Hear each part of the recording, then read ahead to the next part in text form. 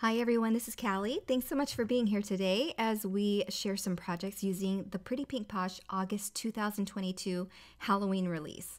This tutorial actually focuses just on one of the cards, that Frankenstein cup card that you see there, but I wanted to show you a brief look of all of the products that I got and how I created my 3 cards. So first there we have the Halloween house, and then we have Halloween signs, and here we have the spider web layering set. And I used these 3 products to create this card here. So I first stenciled on the spider webs onto the background. I didn't use the spider layer. And then I die cut my haunted house or my Halloween house out of glossy black cardstock, and then used one of the images from that Halloween sign set for that ghost out front holding his little sign for the sentiment of my card. Next, we have some sentiment sets. There are sentiment dies as well as a Halloween sentiment set, and then we have the mummy background stencil. There's also a new ghost shaker die as well as that spooky shadow die set that we have back there, and I quickly created this card using those products just mentioned.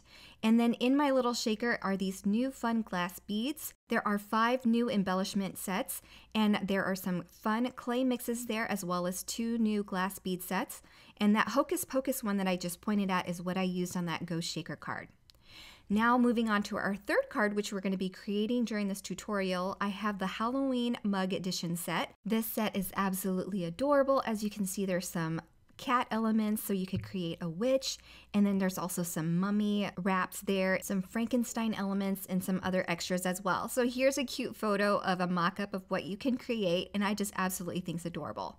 And of course, you need the winter mug to get that mug from the original die set to use with your add-ons. There's also that stitched pumpkin set that I just covered up that we will also be using. Now this Halloween cupcake set I will not be able to get to, but it's also an adorable set.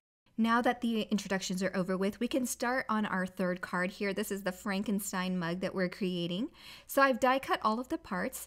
I die cut the mug and the drink section of the mug from the winter mug set.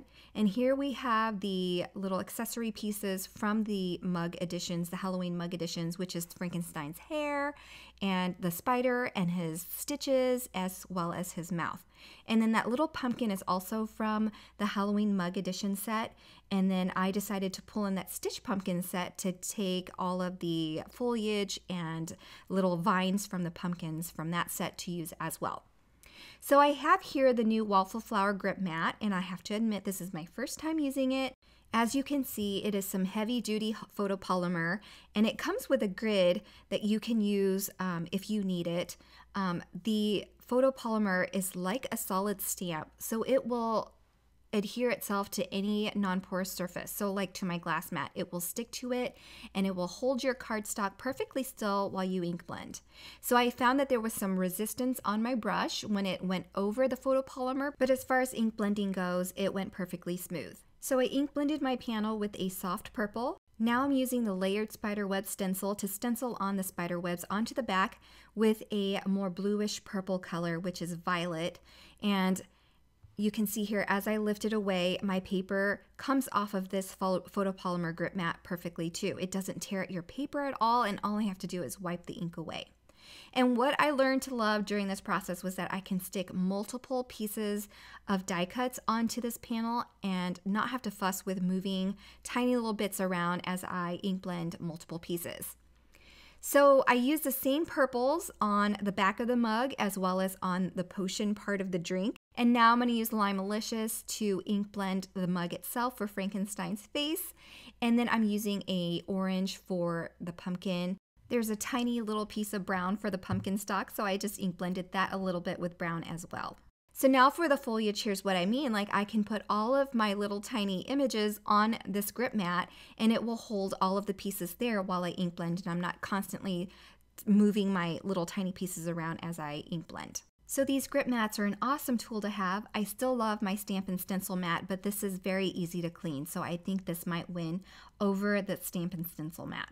Now these grip mats come in multiple sizes, so when you're choosing, if you only had one choice I would go with the largest one. I mean, you could probably do a lot more and hold a lot more die cuts, and my take on it is that you'll regret getting something that's too small versus something that's too big. Okay, so back to constructing our card. I am putting my Frankenstein mug together, and as you can see, I die cut an extra mug handle from glossy black cardstock, and then I just trimmed off the original mug handle and just adhered the black handle onto it. And then I added the drink potion portion of the mug, his hairline, and then those bolts coming out of his head. And now I'm just piecing together all the other little parts. So I saved the jack-o'-lantern's face because the negative really helps me put everything back into the right position. And then for Frankenstein's eyes, this part makes me so happy, you guys. The eyeballs. I am using an assortment of googly eyes, and at first I was just playing around with the sizes, and I thought the larger eyes were so cute, but then mixing a medium-sized eyeball with a large eyeball is just adorable. So these are adhesive backed, so I can just remove the adhesive liner and then adhere it to my little mug. And I had two little options for the mouth, and I just thought this little U-shaped mouth was really adorable. And then I had cut two stitched elements here. So I've adhered those catawampus on his face, and then I trimmed off the excess.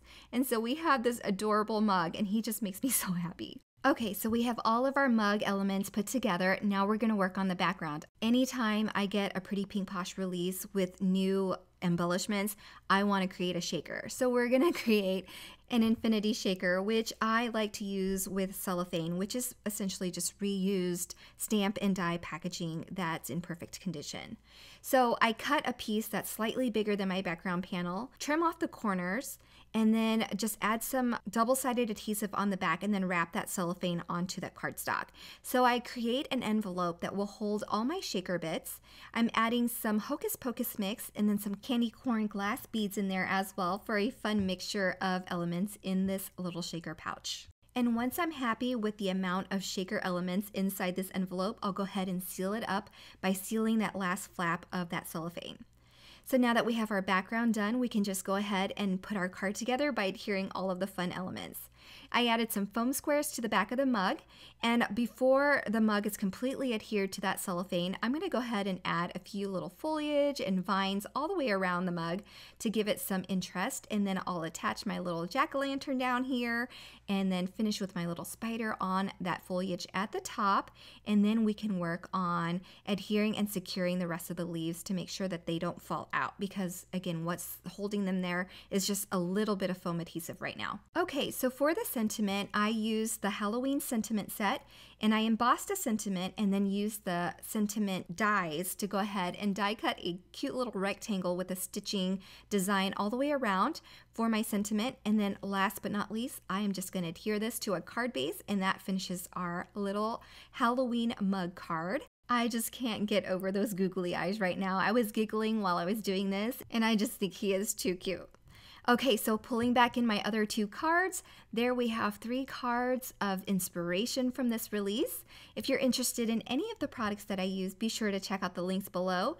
And if you want more details on color combinations and the products, make sure you check out the blog. It will be linked below as well, and all the details will be there for you. Thank you so much for stopping by. I'm so glad you came to visit. Have a wonderful day, everyone. Bye.